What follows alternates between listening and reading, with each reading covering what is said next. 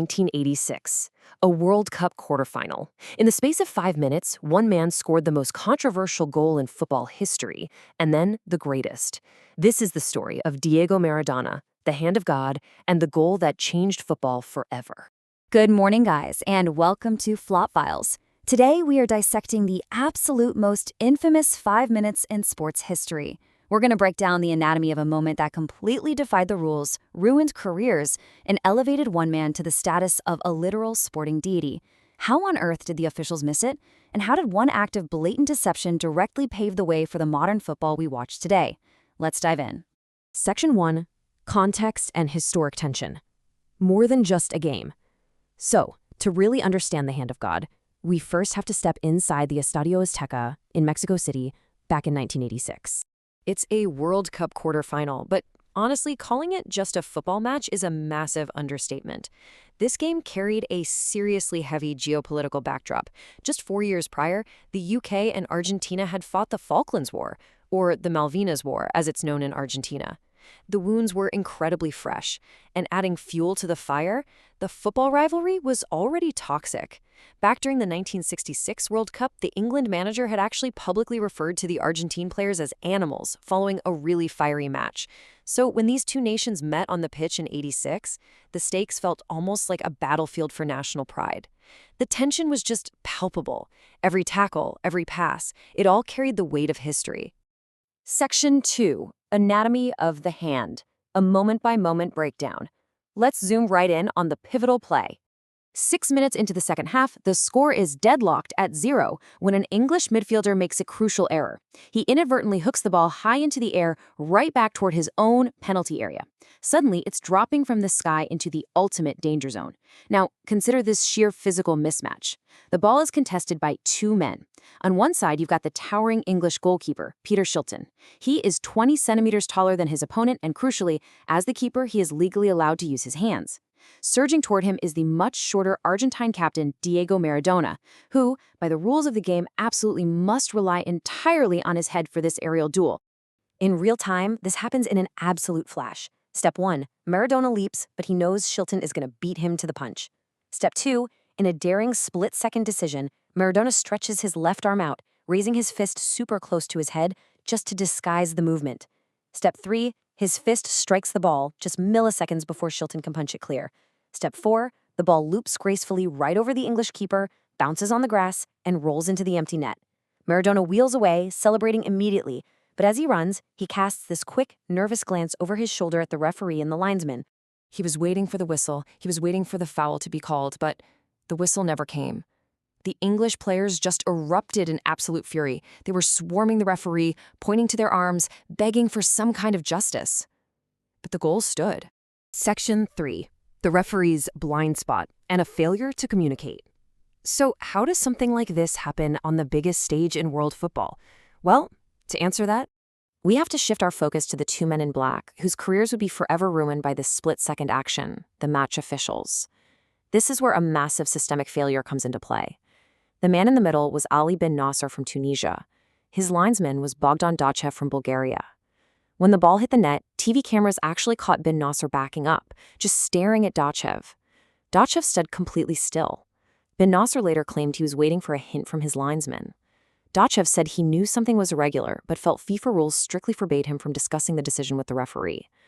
And making matters so much worse, they didn't even speak the same language. Bin Nasser spoke French and English. Dachev spoke German and Spanish, so in the biggest moment of their lives, they couldn't even verbally communicate to resolve the confusion. The aftermath for these two men was tragic and, frankly, kind of bizarre. Post-match, they could only speak to each other through a FIFA translator. Neither man ever officiated another World Cup match. Bin Nasser, clearly grasping for excuses, later blamed his poor eyesight on a hemorrhoid treatment. Yeah, you heard that right. Dachev, meanwhile, returned to Bulgaria, where he was literally branded a national traitor by some, forcing him to retreat from public life into this small, quiet village. And until their dying days, the two men engaged in a bitter feud, sending angry notes and blaming one another for the scandal of the century. If you're enjoying this documentary, subscribe to Flop Files and share this video with a football fan. We uncover the stories behind football's greatest triumphs and heartbreaks. All right, let's get back to the match. Section 4. Goal of the century. 5 minutes later, The dust had barely even settled. The English players were still seething. The crowd was just buzzing. And then, literally 4 minutes after committing the ultimate act of deception, Diego Maradona pulled off an act of undeniable, pure genius. He picked up the ball in his own half and began this ingenious solo slalom. He bypassed half the English team, dancing past defender after defender before rounding Peter Shelton and slotting the ball home. The German press agency DPA perfectly captured the duality of this man. They dubbed the first goal the scandal of the century, and the second run the goal of the century. Two sides of the exact same coin, separated by mere minutes. Section 5. Confessions and lasting controversy. The aftermath. So, Argentina won the match 2-1, and they actually went on to lift the World Cup trophy. But the conversation surrounding this quarterfinal, it never stopped. The English squad felt entirely robbed, while the Argentines celebrated a totally historic victory. In the immediate aftermath, when pressed by reporters about whether he actually used his hand, Maradona offered this incredibly cheeky, now legendary response. He said the goal was scored a little with the head of Maradona and a little with the hand of God. That phrase instantly became part of football mythology.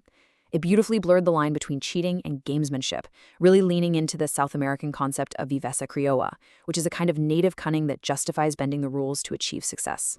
But as the years went on, that myth kind of stripped away.